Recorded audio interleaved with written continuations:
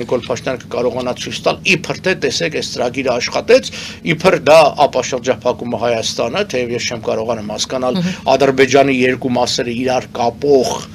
ճանապարհը կամ միջանցքը ոնց Հայաստանը ապաշրջափակում, երբ որ հայաստանցին մուտք չի էլ ունենալու այդ հատվածը, Հայաստանի այդ հատվածը, դա օտարվում է Հայաստանից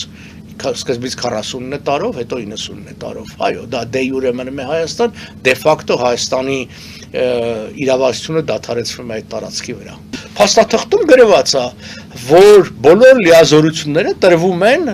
Trip Development Company-ին, որի մեջ Հայաստանը 26% ունի, 74% ունի Միացյալ Նահանգները, որը իրավունք ունի վաճառելու եւ նվիրելու իր բաժնետոմսերը։ Թե ի վերջում ձեռքը դա կհայտնվի, չգիտենք, բայց արդեն հաշվի առնելով BlackRock-ի բանակցությունները Բաքվի հետ կարող ենք ենթադրել, որ ուղղակի կամ անուղղակի գնորդը լինելու է